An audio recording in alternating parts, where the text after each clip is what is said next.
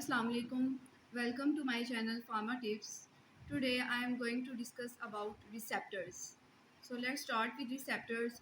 Receptors are macromolecules involved in chemical signaling between and within the cells. एक cell से दूसरे cell तक chemical signalling का जो काम करते हैं उन्हें हम लोग रिसेप्टर्स कहते हैं. ठीक है.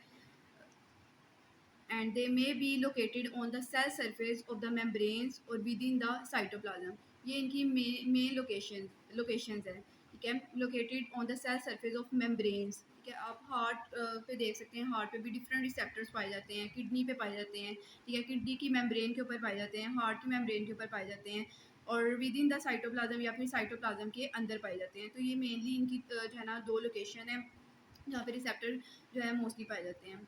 Next receptors. अब रिसेप्टर को वर्क करने के लिए जैसे एक इंजाइम है उसको वर्क करने के लिए सबस्ट्रेट की ज़रूरत होती है.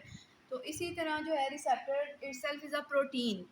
ठीक है. तो उसको भी अपना फंक्शन परफॉर्म करने के लिए किसी ना किसी सबस्ट्रेट की ज़रूरत होती है. इस रिसेप्टर के अंदर जो सबस्ट्रेट यूज़ किया जाता है उसे हम लोग मेनली लाइगेंड कहते हैं. ठीक है. लाइगेंड्स कुछ भी हो सकते हैं. डिफरेंट मॉलिक्यूल्स हो सकते हैं. ठीक है. ड्रग हो सकती है, हार्मोन्स हो सकते हैं, न्यूरोट्रांसमीटर्स हो सकते हैं. ठीक है. जो कि रिसेप्टर के ऊपर बाइंड करते हैं और अपना फंक्शन परफॉर्म करते हैं. ड्रग, हार्मोन्स और न्यूरोट्रांसमीटर्स इन सब को डिस्कस करने से पहले तो मेन जो हमारे पास जो है नर्वस सिस्टम है उसके आगे टू पार्ट्स होते हैं जिन्हें पेरिफेरल नर्वस सिस्टम कहते हैं. उसमें मेनली हम लोग न्यूरोट्रांसमीटर्स और हार्मोन्स के बारे में डिस्कस करते हैं. तो इन सब को डिस्कस करने से पहले जो है सिंपैथेटिक सिस्टम और पैरासिम्पैथेटिक सिस्टम को देख लेते हैं. तो नेक्स्ट देखते हैं सिंपैथेटिक सिस्टम. सिंपैथेटिक सिस्टम क्या होता है mainly? Sympathetic system prepares the body for the flight और फाइट और flight response during any potential danger. ठीक है.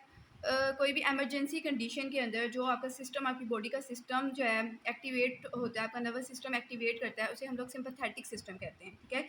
ये मेनली टू हार्मोन्स को रिलीज़ करता है जिनमें एपिनेफ्रीन और नॉर एपिनेफ्रीन आ जाते हैं. इनको मेनली हम लोग कैटेकोलामीन्स भी कहते हैं. Next parasympathetic nervous system. Parasympathetic nervous system जो है ये क्या करता है? Inhibits the body from overworking and restores the body to calm and composed state. Relaxing state में जो आपका नर्वस सिस्टम एक्टिवेट होता है जिसमें आप कंपोज्ड जो है या कामनेस फील करते हैं, तो इस सिस्टम को हम लोग पैरासिम्पैथेटिक नर्वस सिस्टम कहते हैं. ठीक है. Both pre and post ganglionic neurons secrete acetylcholine as a neurotransmitter. इसमें अगर न्यूरोट्रांसमीटर देखा जाए तो दोनों में, प्री में भी एंड पोस्ट साइनेप्टिक जो न्यूरॉन्स होती हैं आपकी, में दोनों में जो रिसेप्टर पाया जाता है, जो न्यूरोट्रांसमीटर रिलीज होता है वो एसिटाइलकोलिन होता है. ठीक है. नेक्स्ट रिसेप्टर्स को डिस्कस करने के लिए, उसको अच्छे से जो है समझने के लिए हम लोग एड्रेनर्जिक एगोनिस्ट को देखते हैं कि ये कौन कौन से होते हैं और इनमें कौन कौन से जो है रिसेप्टर्स मेनली आते हैं. ठीक है. और इनके ऊपर कौन कौन सी ड्रग्स एक्ट करती हैं. तो direct acting, mixed acting and indirect acting, ये 3 क्लासेस हैं और इसके अंदर जो है डिफरेंट रिसेप्टर्स लाया करते हैं. ठीक है. डायरेक्ट एक्टिंग के अंदर कुछ सिलेक्टिव होते हैं और कुछ नॉन सिलेक्टिव होते हैं. ठीक है. मतलब आपके जो है अल्फ़ा और अल्फ़ा 2, बीटा 1, बीटा 2, ये जो है सिलेक्टिव के अंदर आएंगे और इनमें जो है डिफरेंट ड्रग्स हैं जो मैंने मेंशन की हुई है, सिर्फ और सिर्फ जाके अल्फ़ा 1 रिसेप्टर के ऊपर ही आके जो है वो बाइंड करेगी और वहाँ पे अपना जो है इफेक्ट शो करेगी. इसी तरह क्लोनिडीन है जो अल्फ़ा 2 रिसेप्टर के ऊपर एक्ट करेगी. डोब्यूटामीन बीटा 1 पे और टर्ब्यूटालिन बीटा 2 रिसेप्टर, ये सिलेक्टिव होते हैं लेकिन कुछ नॉन सिलेक्टिव होते हैं. ठीक है. वो अल्फ़ा रिसेप्टर्स के ऊपर तो एक्ट करते हैं लेकिन जो है वो अल्फ़ा 1 के ऊपर भी एक्ट कर सकते हैं और अल्फ़ा 2 के ऊपर. इसी तरह बीटा 1, बीटा 2 और कुछ जो है वो अल्फ़ा पे भी, अल्फ़ा रिसेप्टर्स के ऊपर भी एक्ट करते हैं और साथ ही बीटा रिसेप्टर्स के ऊपर भी एक्ट करते हैं. तो उनकी एग्जांपल्स मैंने यहाँ पे जो है लिखी हुई हैं. आप यहाँ पे इन एग्जांपल के लिहाज से जो है रिसेप्टर्स को याद कर सकते हैं. ठीक है. नेक्स्ट अल्फ़ा 1, अल्फ़ा 2 और बीटा 1 रिसेप्टर्स के ऊपर नॉर एपिनेफ्रीन एक्ट करती है. तो नेक्स्ट हमारे पास मिक्स्ड एक्टिंग और इनडायरेक्ट एक्टिंग है. मिक्स्ड एक्टिंग में जो है मेनली एफिड्रीन आती है. Ephedrine alpha 1, alpha 2, beta 1, beta 2 receptor के ऊपर जो है जाके एक्ट करती है और जो है अपने जो है न्यूरोट्रांसमीटर्स को रिलीज़ करती हैं. ठीक है. नेक्स्ट इनडायरेक्ट एक्टिंग आ जाती है. इनडायरेक्ट एक्टिंग के अंदर कुछ क्लासेस हैं जिनमें रिलीजिंग एजेंट्स आ जाते हैं, अपटेक इनहिबिटर्स होते हैं, इसी तरह एम ओ ए इनहिबिटर्स होते हैं एंड कॉम्ट इनहिबिटर्स होते हैं. ठीक है. इनमें रिलीजिंग एजेंट्स के अंदर एम्फिटामिन, टायरामीन आ जाती है, मतलब ये रिलीज होते हैं न्यूरॉन्स से, ठीक है। अपटेक इनहिबिटर्स कोकेन होता है, और जिसे मायो इनहिबिटर्स भी कहते हैं, इनमें सैलेजिलिन इसकी एग्जांपल आ जाती है, और कॉम्ट इनहिबिटर्स के अंदर एंटाकेपोन आती है, ठीक है। ये ड्रग है जो मेनली इसके ऊपर एक्ट करती है, रिसेप्टर्स के ऊपर एक्ट करती है, और वहाँ पे जाके जो है कॉम्ट को इनहिबिट कर देती है, ठीक है। मेन हमारा टॉपिक जो हम लोगों ने आज डिस्कस करना है वो रिसेप्टर। तो देखते हैं कि रिसेप्टर की कितनी टाइप्स होती हैं, और आगे जो है फर्दर इनकी क्या टाइप्स हैं। तो बेसिकली इसकी 2 टाइप्स होती हैं, अल्फ़ा रिसेप्टर्स होते हैं और बीटा रिसेप्टर्स होते हैं।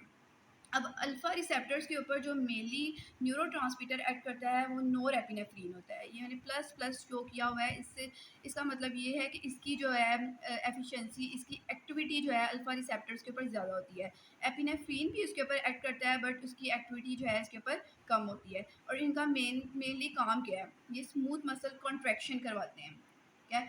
और अल्फ़ा रिसेप्टर्स की अगर फर्दर क्लासिफिकेशन की जाए तो इसमें अल्फ़ा 1 रिसेप्टर्स आते हैं और अल्फ़ा 2 रिसेप्टर्स आते हैं, ठीक है। हम फर्दर इनके आगे मैकेनिज्म देखेंगे, ये किन किन जो है ऑर्गन्स के ऊपर एक्ट करते हैं, नेक्स्ट देखेंगे। बीटा रिसेप्टर्स, बीटा रिसेप्टर्स जो है इसी तरह यहाँ पे जो है उसके ऑपोजिट यहाँ पे एपिनेफ्रीन ज़्यादा जो है अपना इफेक्ट शो करती है, और नॉर एपिनेफ्रीन एपिनेफ्रीन के लिहाज से कम करती है, ठीक है। स्मूथ मसल रिलैक्सेशन करवाते हैं। और बीटा रिसेप्टर की अगर क्लासिफिकेशन देखी जाए तो बीटा 1, बीटा 2 और बीटा 3 रिसेप्टर्स होते हैं, ठीक है।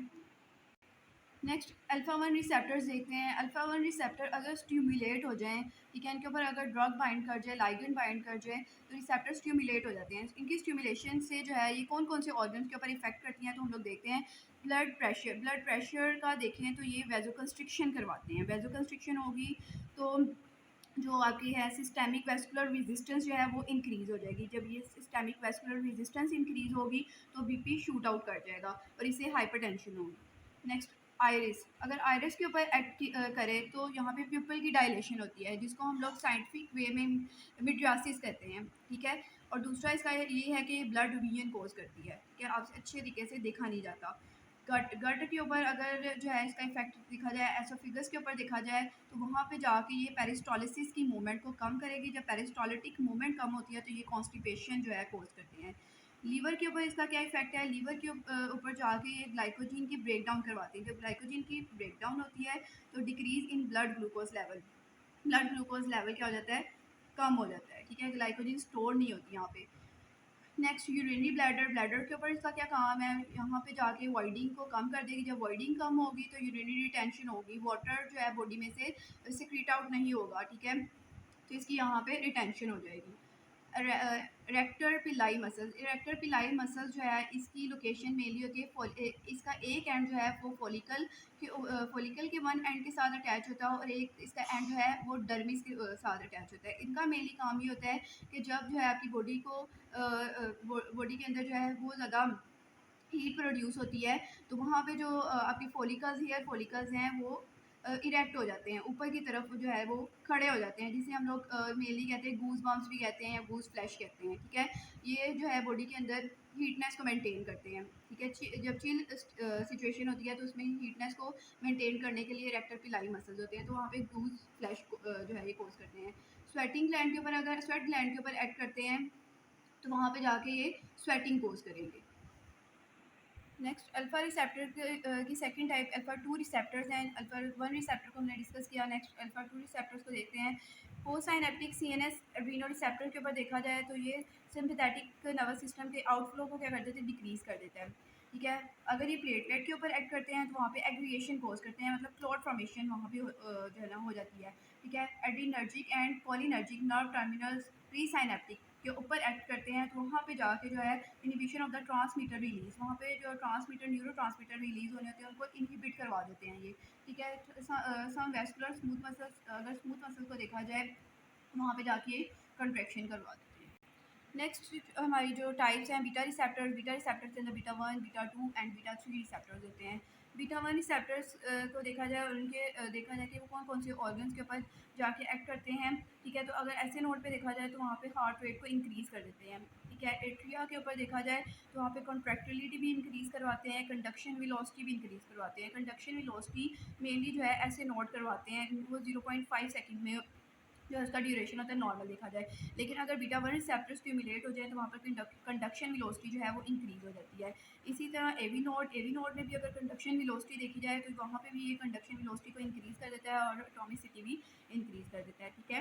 वेंट्रिकल्स के ऊपर इसका इफेक्ट देखा जाए तो वेंट्रिकल्स के अंदर भी ये कॉन्ट्रैक्शन को इंक्रीज़ करवाएगा, कंडक्शन वेलोसिटी को भी इंक्रीज़ करवाएगा और दूसरा एटॉमिसिटी को भी इंक्रीज़ करवाएगा। किडनी किडनी के ऊपर इसका इफेक्ट अगर देखा जाए तो वहाँ पे जाके जो है बीटा वन रिसेप्टर्स मेनली वहाँ पे जो है ये रिलैक्सेशन कोज करवाते हैं, ठीक है। एडिपोज टिश्यू में देखा जाए तो लिपोलाइसिस करवाते हैं, मतलब लिपिड्स की जो है ब्रेक डाउन करवाते हैं फैटी एसिड्स और ग्लिसरॉल के अंदर। पोस्टीरियर पिट्यूटरी में देखा जाए तो एंटी डायरेटिक हार्मोन को रिलीज करवाते हैं। अच्छा, बीटा टू रिसेप्टर जो है, बीटा वन रिसेप्टर जो है ये हार्ट पे मेनली जो है इनका काम होता है, मेनली जो है हार्ट के ऊपर एक्ट करते हैं। बीटा टू रिसेप्टर्स अगर देखा जाए तो स्मूथ मसल्स है वहाँ पे जाके रिलैक्सेशन करवाएंगे, स्केलेटल मसल्स के ऊपर देखा जाए तो वहाँ पे कॉन्ट्रैक्टिलिटी को इंक्रीज करवा देंगे, ठीक है। और लीवर में देखा जाए तो ग्लाइकोजिनोलाइसिस करवा देते हैं और ग्लूकोनियोजेनेसिस। ग्लाइकोजिनोलाइसिस मीन ग्लाइकोजिन की फॉर्मेशन उसकी ब्रेक डाउन करवा देंगे, और ग्लूकोनियोजेनेसिस मीन ग्लूकोज की formation from non sugar parts like amino acids, lactate. Pancreas के ऊपर जाके एक्ट करेंगे तो इंसुलिन की सिक्रीशन करवाएंगे। स्लाइवरी ग्लैंड के ऊपर एक्ट करेंगे तो अमाइलेज को सिक्रीट करवाएंगे।